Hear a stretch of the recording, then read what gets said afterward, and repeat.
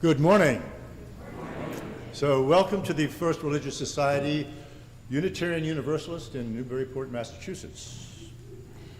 I'm David Turner, and I have the privilege of being your worship associate this morning. If you are joining us for the first time, you are welcome. We are glad that you are here. If you're new and would like to connect, you can fill out the blue card, which you'll find in near you in the pew, and then you can put that in the collection plate. We come together at FRS in person and online, committed to love, peace, and justice. Our mission and our invitation to all of you is come as you are, journey together in love, act with courage, and transform our world. If you are worshiping online and would like to access this morning's order of service, please click on the link just below the live stream. If you would like a large print order of service or hymnal, please ask an usher, and they will be happy to help you. To learn about everything happening this week, please take a moment to review your order of service. I'd like to highlight 3 activities in particular. First, join us right after the service for a Q&A with Reverend Evan Carville Zimmer, who Evan will begin with a brief overview of the UUA's ministerial search process. She'll talk about the interim ministry process, and then we'll open it up for your questions on those topics or anything else that's on your mind. This conversation will take place downstairs in the lower meeting house, and there will be coffee. Second, today at 4 p.m. in the sanctuary, we'll have another Wilson Series concert.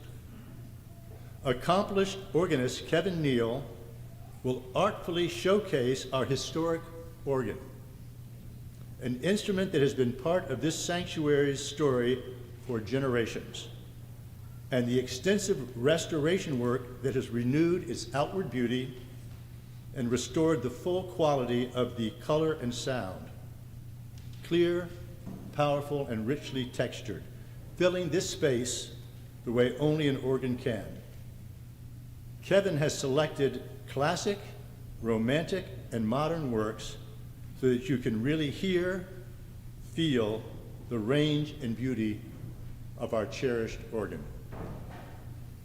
And finally, please join Joanna Fernandez for our monthly contemplative service this Tuesday from 7 to 8 p.m. We will share in poetry, practices, and a guided meditation with a focus on grounding ourselves in beauty. Every Sunday, it is such a blessing that we can gather, so let us give ourselves to it. Welcome once again. It is good to be together.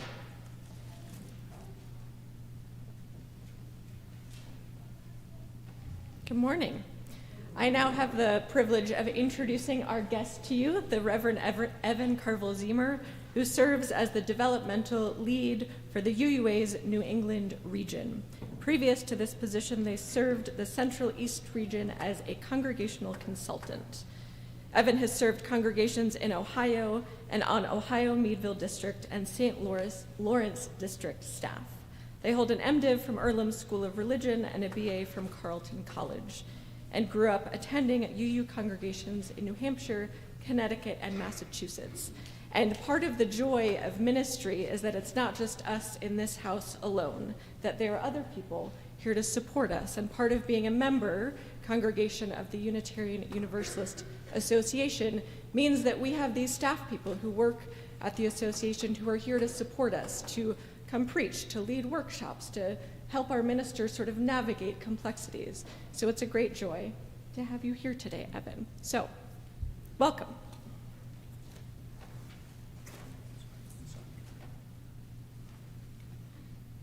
Bring your heart here, your broken, tender heart, weary, worried, disgusted, despairing. Give thanks that you can count yourself among the brokenhearted and the grieving, the disoriented and the afraid. Bring your heart here, your joyful, curious, open heart, wishing, wondering, hoping, praying. Praise the good news that your heart has not hardened in despair or fear. Ground yourself in the grace that you are not alone in this wishing for another world, a life more certain, a time that made more sense, a confidence in the future, a clarity of what it all means. Every new world begins when we show up in community with our open hearts, and refuse to forget our fear, and also refuse to shut down when we keep singing and praying, sighing, when we stay put in the arena, when we find joy, even here, laughter and joy and courage beyond what we could have ever managed on our own. Courage to keep our hearts open, knowing they'll keep breaking. Courage to let what is beautiful be even bigger than what is broken, and courage to let this ending also be a beginning. To accept this day, this moment, these people, this hour as a gift, and say again and again, thank you. Come, let us worship together. Please rise in body or in spirit and join in singing our opening hymn, number 188, Come, Come, Whoever You Are, in the gray hymnal.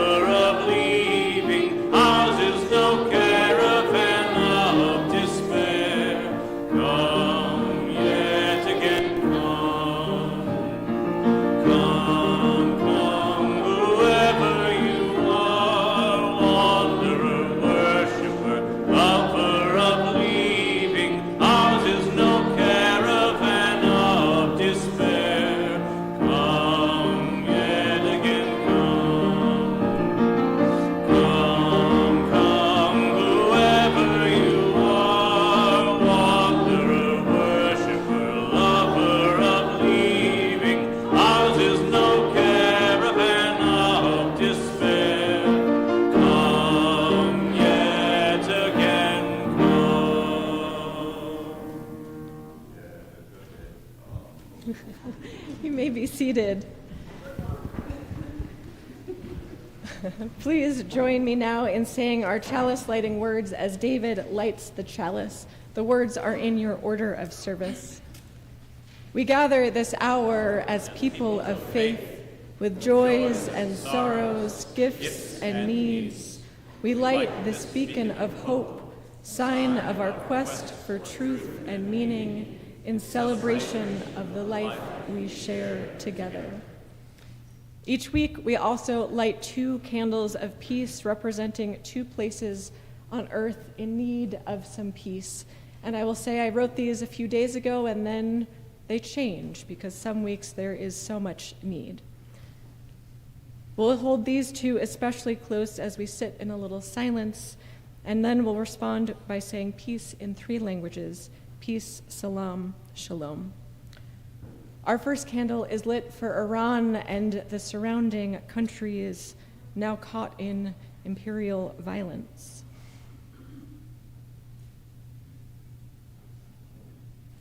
To this we respond, peace, salam, shalom.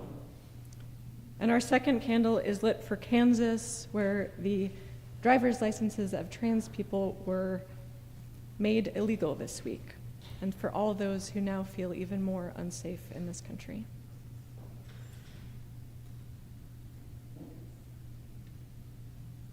To this we respond, peace, salam, shalom.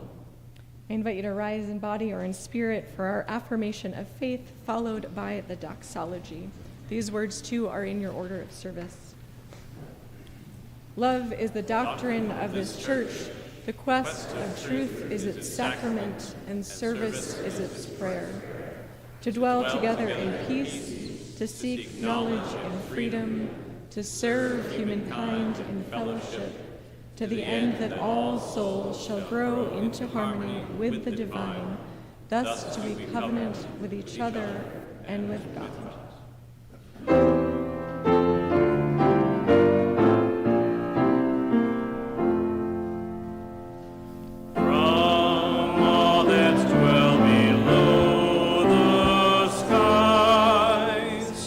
Let faith and hope with love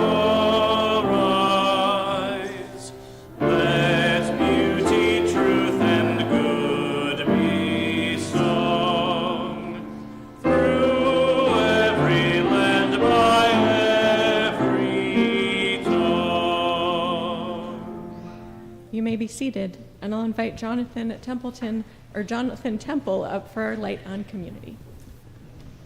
And let's also join in singing the Children to Young Church with hymn number 413, Go Now in Peace.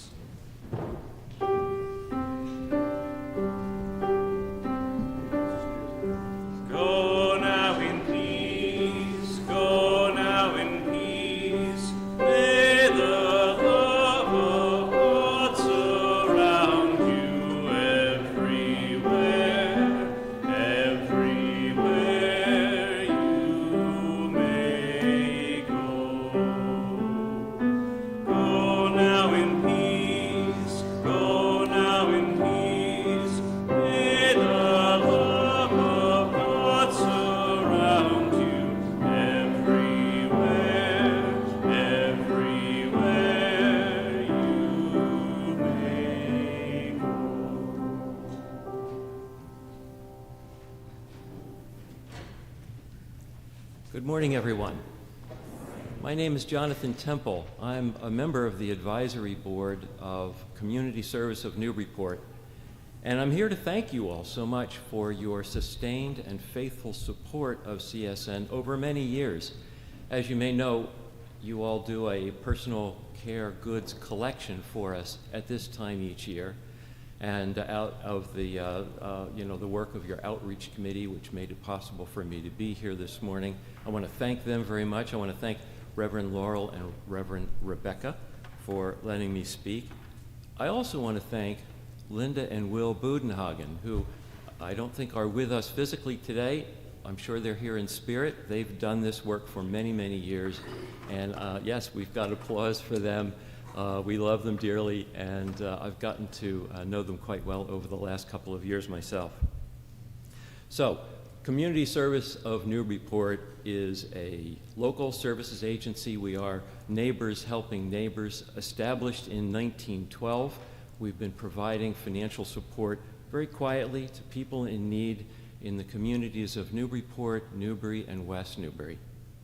And one of the biggest things that we do is to give personal care items to folks in this need at no charge to them. We have three strategic priorities at CSN. The first is preventing homelessness, something that I know is near and dear to the hearts here at First Church. The second is supporting lifelong economic security, and the third is promoting youth development. And these priorities we discerned over the last year as we deep dove into what are the needs in our community now, how are we best able to address them, and what direction do we go in the future. So part of supporting or preventing homelessness is really personal care items. If you think about someone who's trying to decide whether to pay for heat or food or deodorant, which we all need, suppose you get up one morning and you're out and you've got a job interview at 10 o'clock. Well, how are you going to present yourself as your absolute best, confident and ready to compete for that job?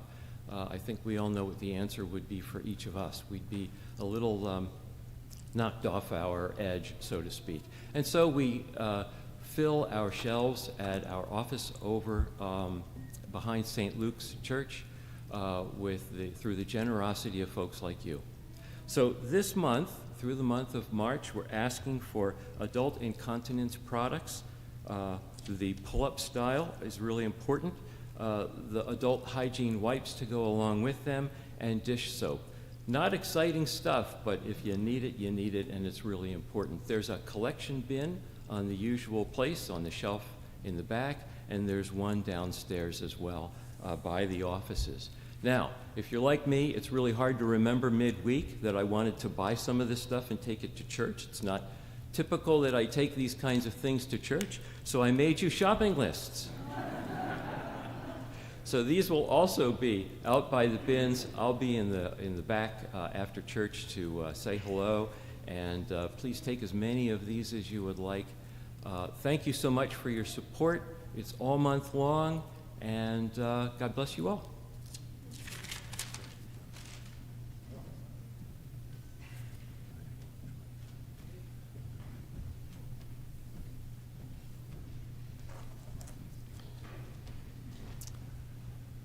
The generosity of our community is an essential ministry that supports the work of the church both in Newburyport and beyond. Each week, 50% of the Sunday offering not designated as a pledge goes to the local community partner engaged in important efforts to transform our region. Our community partner this month is Among Friends. The Among Friends meal program provides over 120 free meals 3 days a week, which amounted to over 18,000 meals in 2024. Their all-volunteer program prepares and serves nutritious, home-cooked meals, offering free delivery, takeout, and indoor dining options to their guests from Newburyport, Newbury, West Newbury, Salisbury, and Amesbury. Sounds pretty good to me, actually. Due to the federal cutbacks in grants and food programs, they need to raise funds to cover the shortfall. The FRS Community Outreach Committee also organizes a team of volunteers 5 times a year to prepare and package these meals. To give online, please use the link in your order of service or below the live stream. You can also make a contribution by text, and of course you can always mail a check to the church as well. Thank you. The offering will now be gratefully received.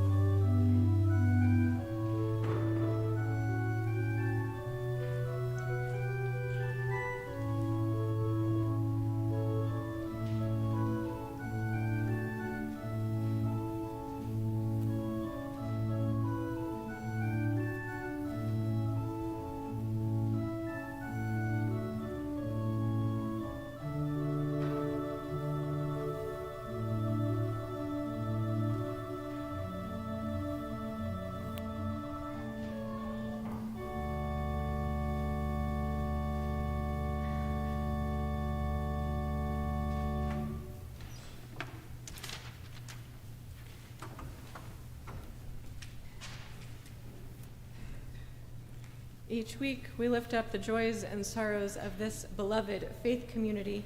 Hugh Martinez is our pastoral care associate this morning, and he'll be lighting our candles as I read what has been shared with us in advance of this service. If you would like to share a joy or sorrow, you can always write it in this book in the vestibule, or you can email betweenus@frsuu.org. Let us gather.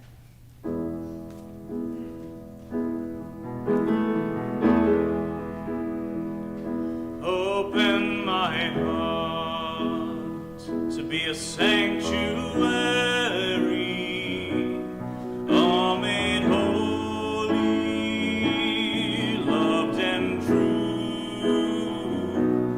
With thanksgiving, I'll be a living sanctuary.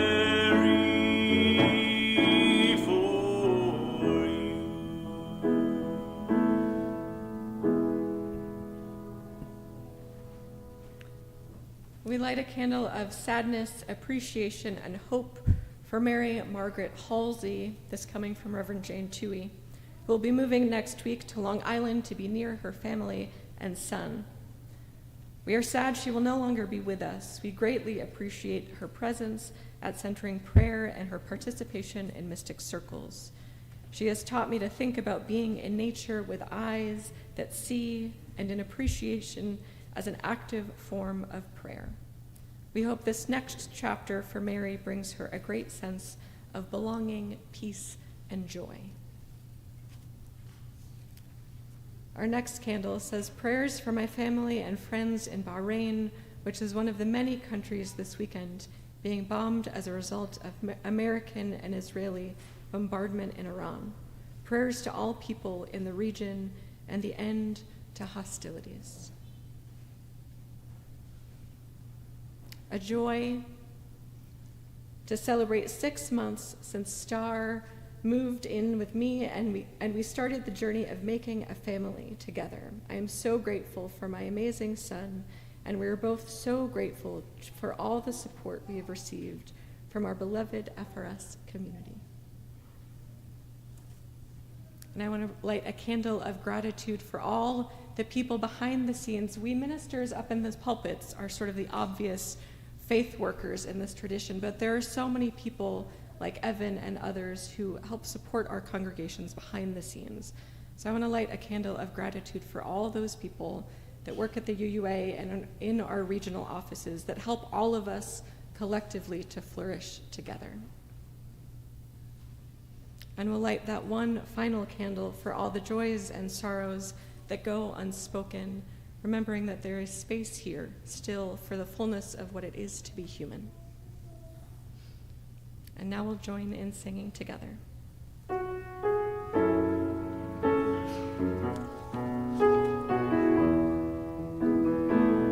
Open my heart to be a sanctuary, all made holy, loved and true. With thanksgiving, I'll be a living sanctuary for you.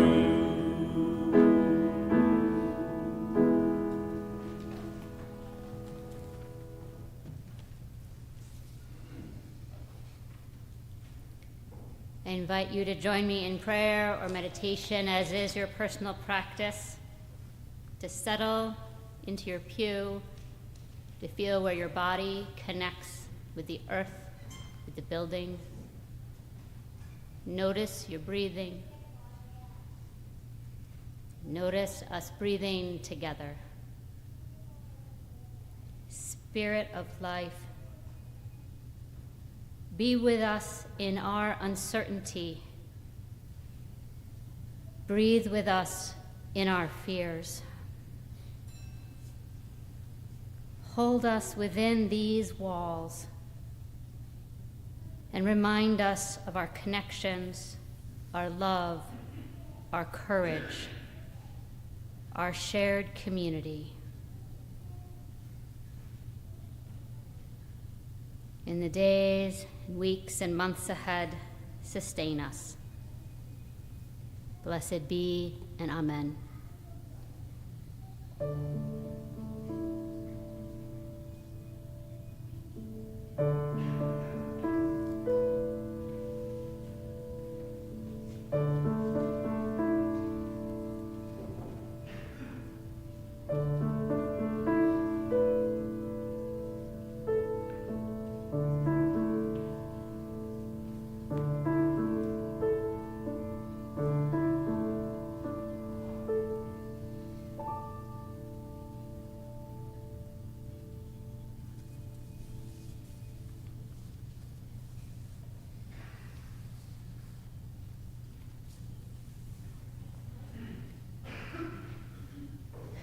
No matter what the change is, there's always loss. No matter how many years or how much money or how many miscarriages it took for that blessed baby to arrive, There's still the loss of sleep, of easily being able to run out to the store, of being able to use the bathroom alone, of time with one's partner. No matter how exciting the new job is, there's the loss of the familiar patterns of life, perhaps of being in control of one's own time or sleeping late. No matter how exciting graduating is and the future ahead, there's the loss of the familiar patterns of life and the friends and rituals that have sustained you. No matter how much we want the future, change requires we say goodbye to the past. And when the change isn't what we wanted or what we chose for ourselves, saying goodbye to the past can be even harder. This congregation is entering a time of ministerial transition, of saying goodbye to Reverend Rebecca, of welcoming a new, yet unknown, interim minister in the fall, of wondering who your new called senior minister will be. I am here today in part to journey with you in this change. And there is loss in these changes, loss of relationship, of stability, relationship with who Reverend Rebecca has been for you. Some of you already know the congregation is not the minister because you've lived this before. But for others of you, this is more unsettling because for some of you, Reverend Rebecca was the minister who welcomed you to this congregation, the only one you've known as senior minister. But for those of you who've been around longer, sometimes this is also reminding you of other losses, other transitions, and other times. It's normal to feel a whole range of complicated emotions, gratitude and loss, hope for your congregation and overwhelm about getting there, impatient for the future but not wanting to say goodbye. Your emotions may feel contradictory at times, and you each have your own emotions, sometimes very different from the people sitting in the pews around you. It's also normal not to really feel connected to how you're feeling, especially in a time with so much overwhelming change and stress in our country and world. Many of us are skating along the surface of our emotions, occasionally opening up, but often spending time scrolling the internet or binging shows. This is a kind of survival mechanism, too. And if you're new here, these may not be the losses you have. To come new to a congregation is change, too. Even if you're certain you've come home, these are your people. There are losses of the uncertainty of a new place, of new people, of expectations not quite met in the realities of human imperfection. The old rituals of your Sunday morning, perhaps even the loss of realizing what you've been missing all this time. And to you, too, I invite you to talk about your losses. This can be a strange time to enter a congregation. But it's also a wonderful time, too, because everyone else is also a little bit confused. And there's more. Whether you're new or have been here for years, one loss brings other losses to the surface. And if you have had other recent personal losses, you may find yourself taking all the losses especially hard. Change and loss is like that. One loss touches another. Add the changes and losses facing our world and country, and if you feel a little fragile right now, that's to be expected too. However or whenever it comes, facing change means accepting loss.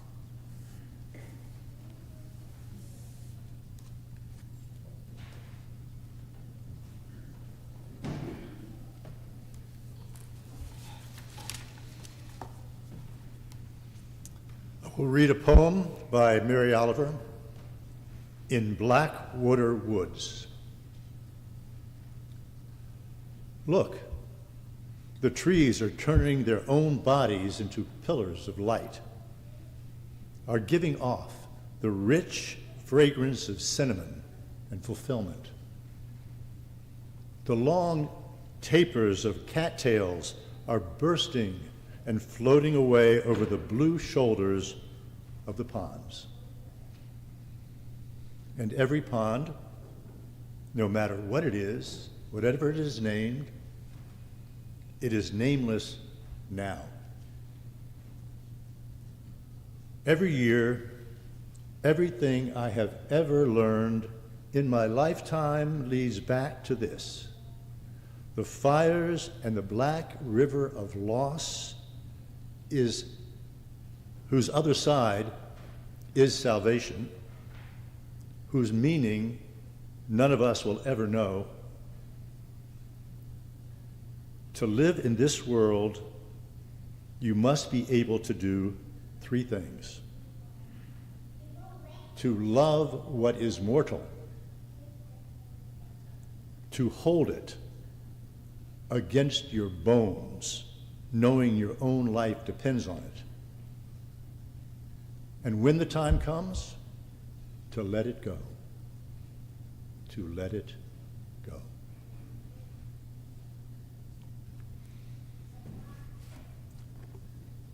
Please remain seated as you sing hymn number 311 in your gray hymnal. What is it? 396. Excuse me? 396 in your gray hymnal.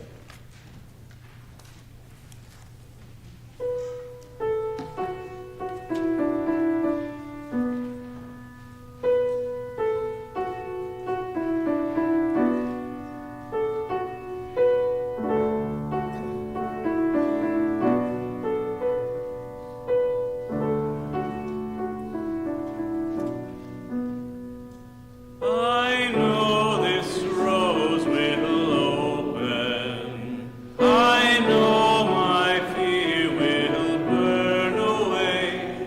I know my soul will unfurl its wings. I know this rose will open. I know this rose will open. I know my fear will burn away. I know my soul will unfurl its wings. I know this rose will open.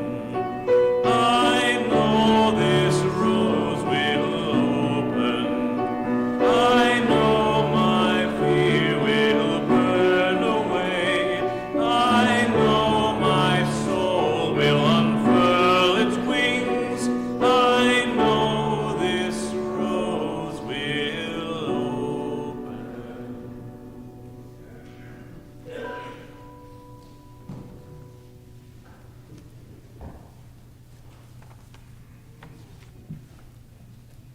Denon Perry wrote a parable about a trapeze right there in the front of your order of service to capture what happens during times of change.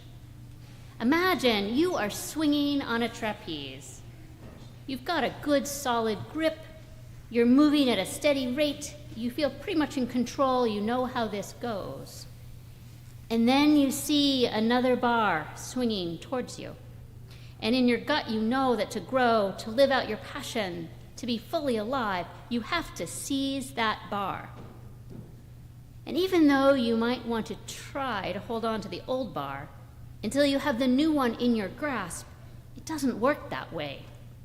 Instead, there is a time of hurtling between, suspended in the air, feeling out of control, even in pain and afraid of missing, of falling, or grabbing the bar wrong. Change is like this. There is a time of hurtling between. Whether the leap is chosen or not, we cannot hold on to the new way of being until the old way of being until the new way is in place. Our culture does not like this. We do not like uncertain times. We rush to fill confusion. We rush to get to the new place, hurtling through the changed time with our eyes closed and filling our minds with anything but where we are now. But when we do that, we miss out on the glorious place that lies between the first trapeze bar, and the second. It is in this place, and maybe only in this place, that real transformation happens. If you think back into the times of your life when really, truly transformational personal change happened, it might be at times like a semester abroad in college, right after a divorce, when our parents died, when we went back to school or moved to a new town, when we dared to take a job in an entirely new field, when we finally said no to something that was hurting us. So the possibility of change is not just that the new trapeze bar might have new exciting possibilities, but by the time we reach that bar, we will have been transformed by the experience of hurtling through space. And so it is in this time of change in this congregation. You are in a time between. The possibility of this time of change is that now is also the best time to break any old patterns holding your congregation back, to discover new ways to live into your dreams, tackle the complex challenges of being in community and simultaneously running a small nonprofit. There are things that you're not quite content with, dreams that you have you're not quite sure how to reach, puzzlements about things that seem stuck. Now is a time when much of that is more malleable and open to transformation. This is true not only of patterns of relationship with ministers, but every part of congregational life. Sometimes changing like this is not very comfortable. I know, it's not my favorite either. I want you to know that your interim minister's job is not only the job of ministry through pastoral care and worship, it is also the task of accompanying you and your leadership through this time of transition. In some ways now, like today, is one of the hardest times of ministerial transition. You know the change is coming. You know you're saying goodbye to Reverend Rebecca, but you don't yet know who the interim minister is who's going to journey with you. I so often hear from congregations in their first year of interim ministry, for you, next fall or winter, saying something like, "We are feeling so much better now, so grateful for Reverend so-and-so accompanying us through this time and the changes we're making." But you're not quite there yet, I know. The kind of change you might live through isn't about finding the right fix, though you might fix a few things. It's not about picking the right new program, but you might. It's not about changing the faces on committees, but that might happen too. The kind of change is about new ways to talk about hard things.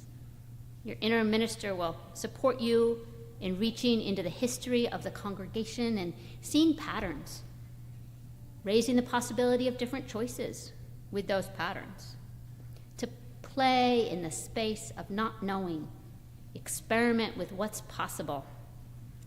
It is in this playing with what's possible and not known that you're most likely to rediscover, renew your sense of purpose, the reason for being that lights up your congregation and brings you joy and purpose.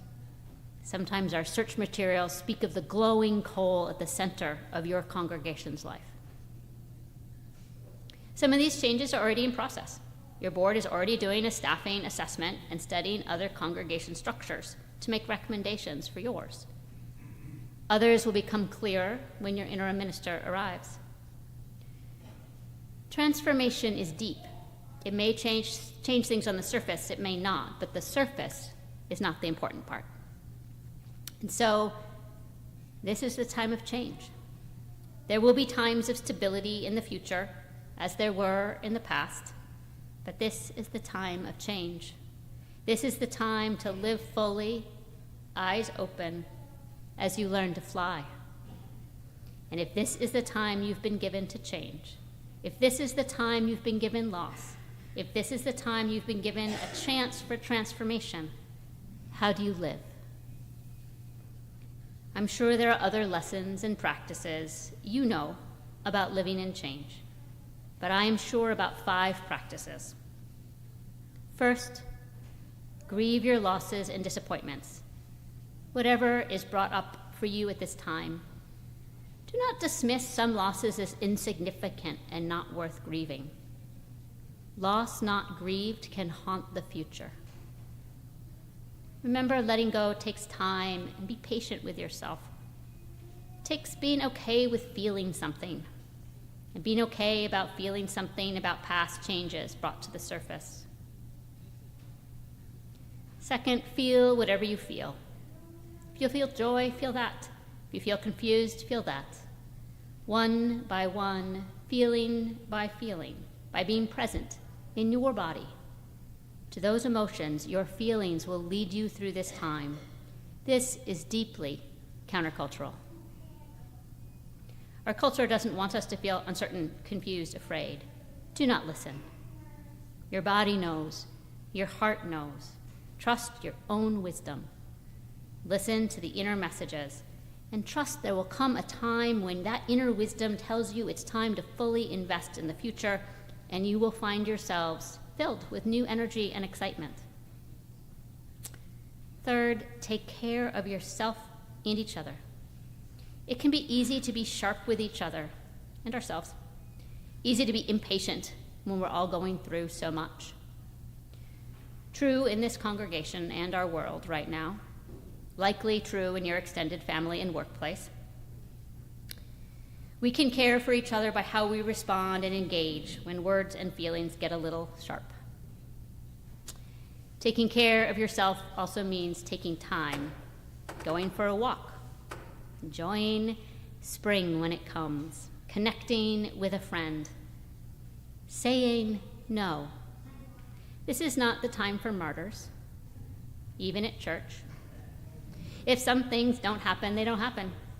When the time is right, those programs will start again, or something new and amazing you cannot even imagine yet will fill that place. And please remind each other of this. Do not let each other do too much and burned out. The burned out and exhausted have a hard time crossing that space from trapeze bar to trapeze bar. The burned out and exhausted will be less ready for new ideas to emerge and not have the energy to welcome what comes out of changes. So taking care of yourself and each other is about good stewardship of this congregation's people. Congregation's mission is about nurturing the spiritual lives of people, not numbers or committee meetings or fairs or tag six. And sometimes nurturing those lives means slowing down and saying no. Nurturing the spiritual lives of people means leadership should be about something that helps people grow, not something that burns people out. And if I'm going on a little long about this, it's because it's hard for most congregations. Now and next year is the time for relatively easy, less complicated programs, that which nurtures you, not exhausts you. It might be time to step away from a leadership role which no longer excites you, and let someone else have a turn. Let someone else experiment. Let them make their own mistakes. If no one wants the position, let it stay vacant for a little while. It's important. Someone will fill it eventually. There is very little that has to get done, and nothing that is worth damaging people instead of nurturing them. Fourth, open yourself to the possible. Experiment. Try new things. Welcome failure. Do not let your grief or frustration cloud your sense of the possible. This opening to the possible, I don't mean planning. I'm not talking strategic planning. I'm talking dreaming possible. Open to the possible so that you can see many possibilities and let them dance before you. Don't settle for the first possible that crops up. Fifth, do not let your sense of the possible numb your feelings or lead you in your excitement to not listen to someone else's feelings. And here we are full circle. 5 practices. Grieve your losses. Feel what you feel. Take care of yourself and each other. Open yourself to the possible. Do not let your sense of the possible numb your feelings. These are spiritual practices of staying in the present and honoring the wisdom of our souls and bodies. And my prayer for each one of you is that this time of change is not only a time of renewal and transformation for the congregation, but is also a time of spiritual growth and transformation for you, too. So I invite you to see living through change as a spiritual practice. Breathe in, breathe out, be here now, feel what you feel. This is a dance we can do together. All will be well. Please rise our body and spirit to sing our closing hymn, number 311, Let It Be a Dance, in your gray hymnal.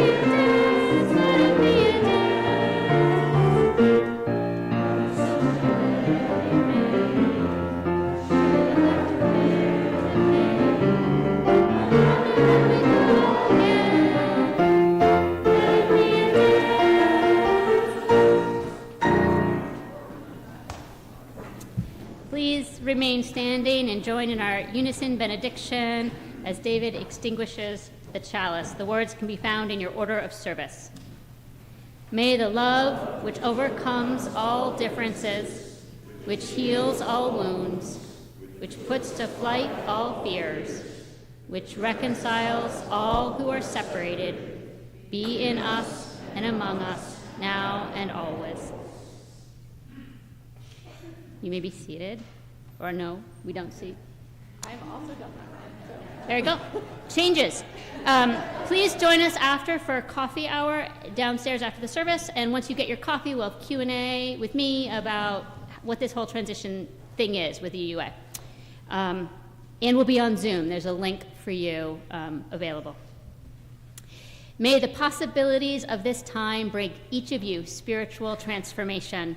Go knowing you are blessed. You are a blessing and bringing blessing to the world.